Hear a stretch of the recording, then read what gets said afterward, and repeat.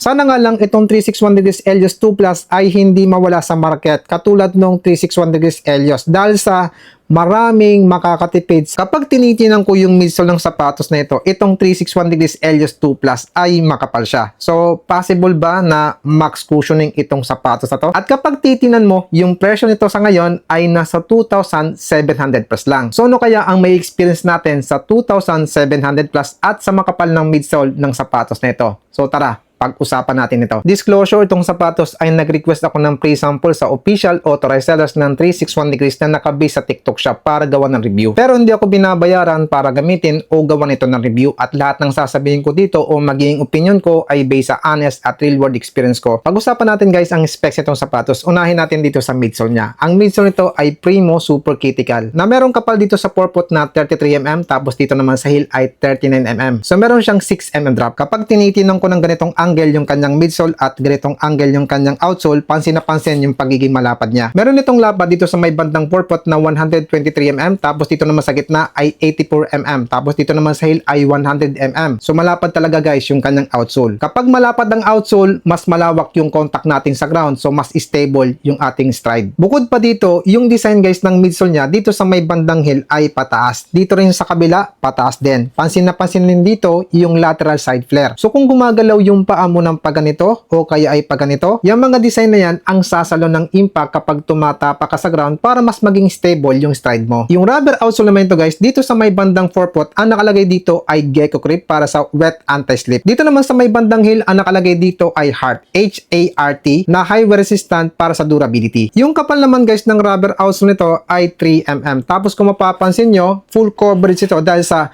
lahat ng primary contact ay meron. Kung halimbawa tumatapa ka dito sa may bandang forefoot, merong rubber. Kung tumatapa ka dito sa may bandang heel, meron din rubber. Kung ikaw ay supination na katulad ko, meron din siyang rubber. Kung halimbawa naman, ikaw ay tumatapak sa inner side, dito sa bandang part na to, meron din siyang rubber. Pagdating naman guys sa upper layer nito, ang nakalagay dito ay jacquard fabric. Pansin na pansin dito yung pagiging breathable niya dahil sa dito sa may bandang toe box, tapos dito sa part na to, meron siyang maliliit na butas para dun sisingaw yung init dito sa loob ng sapatos. Dito sa may bandang toe box, meron siyang overlay para magbigay tibay sa structure at meron siyang reflectorized design. Dito naman sa bandang part ng upper layer, meron ditong naka-emboss na design. Hindi lang ito para sa design, kundi nakakatulong ito para maging matibay yung structure sa part na to. Meron din dito sa kabila, pero hindi siya naka-emboss. Manipis lang siya, pero nagbibigay tibay pa rin sa structure dito sa part na to. Dito naman guys sa may bandang heel, meron ditong overlay na naka-emboss. May nakalagay sa kanya na 361 degrees running.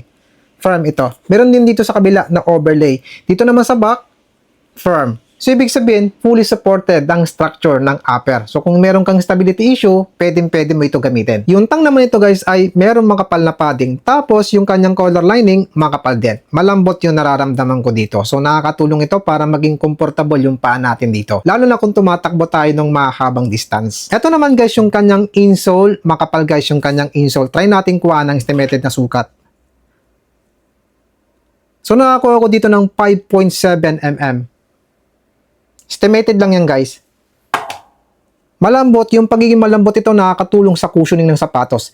Meron siyang support sa arch. Dito naman sa heel ay pa-curve na nakakatulong para may lock ng maayos yung sakong natin dito. At may nakalagay dito na 361 degrees ortholite. Nga pala guys, meron itong strap dito sa loob ng sapatos na connected dito sa tang. Nakakatulong ito para may lock ng maayos yung paa natin dito. At yung pwesto ng kanyang strap ay nandito sa may bandang gitna. So nakakatulong din yan o dagdag support yan sa ating arch. 255 grams sa size 40. Tara, subukan na natin ito sa pagtakbo.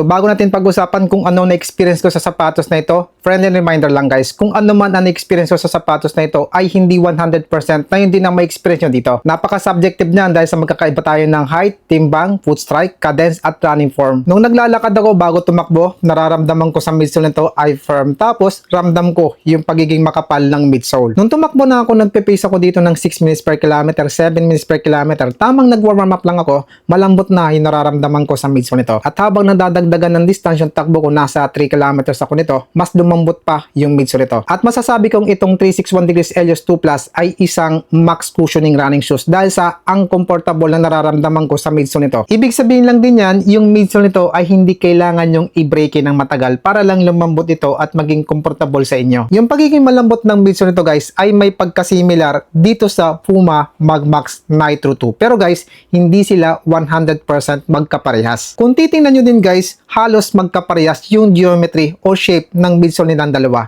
Tingnan nyo guys, oh. Dito sa kabila, pansin na pansin din dito na halos magkaparehas ang lapad ng kanilang outsole. Noong review ko itong sapatos na ito, nabanggit ko doon yung pagiging malambot nito ay may pagkasimilar sa 361 degrees Helios.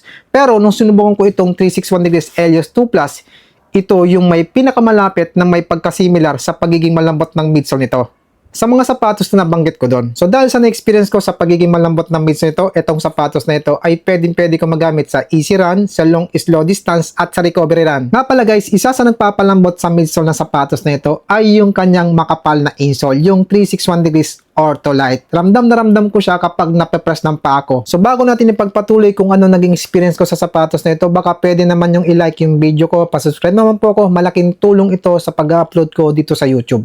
Maraming salamat po. Pero hindi lang mabagal yung ginawa ko sa sapatos na ito, itinakbo ko din ito ng mabilis para malaman ko kung meron ba siyang ibibigay na maayos na response sa mabilis sa takbo.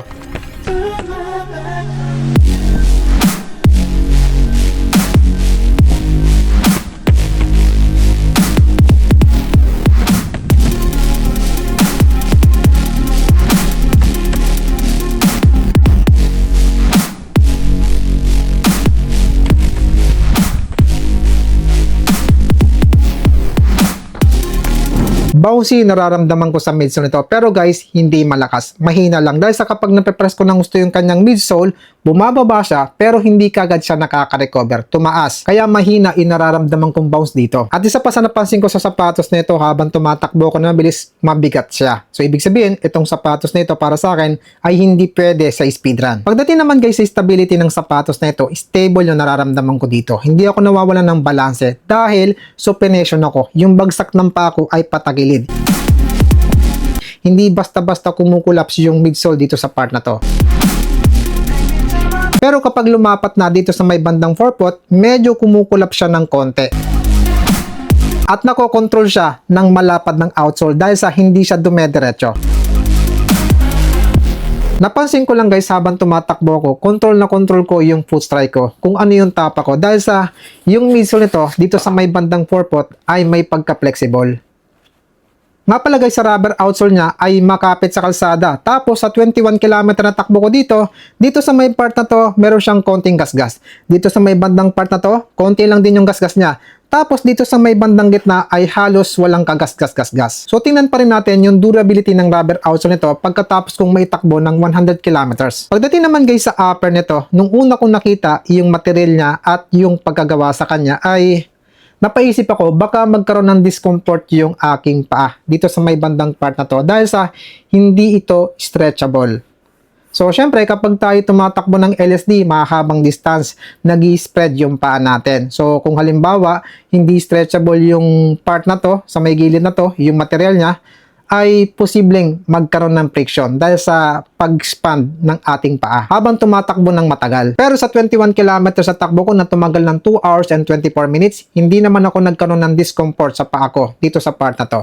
Dahil sa design ng tahi sa part na to, nagkaroon siya ng konting flexibility. Hindi rin ako nakaramdam na umiinit yung pako dito sa loob ng sapatos. Nakalak din ng maayos yung pako dito habang tumatakbo. At ramdam na ramdam ko yung makapal na padding ng collar lining sa aking Achilles. Ang comfortable na nararamdaman ko. Pag-usapan naman natin guys ang naging fitting nito sa pako. Dito sa may bandang toe box, maluwag yung nararamdaman ko dito. Dito naman sa may bandang gitna ay tamang-tama lang. Meron ako nararamdaman dito na support sa arch ko. Dito naman sa may bandang heel ay medyo maluwag yung nararamdaman ko dito. So para sa akin itong sapatos na ito ay pwede sa malapad na paa, sa medyo malapad na paa at sa normal na lapad na paa. Pagdating naman sa sizing nito, hindi siya true to size sa pako. Meron siyang sobra na estimated na 0.3 to 0.4 inch. Pag-usapan naman natin guys ang hindi ko nagustuhan sa sapatos na ito. Unang-una, yung midsole niya sa mabilis na takbo ay mahina lang yung binibigay na bounce. Pangalawang hindi ko nagustuhan sa sapatos na ito, mabigat siya sa mabilis na takbo. At ang pangatlong hindi ko nagustuhan dito, yung midsole niya. Pagdating ko ng 18 kilometers ay nababawasan na yung pagiging malambot. So ang tanong, worth it bang bilhin ang 361 degrees Helios 2 Plus? Para sa akin ay napaka worth it ito dahil sa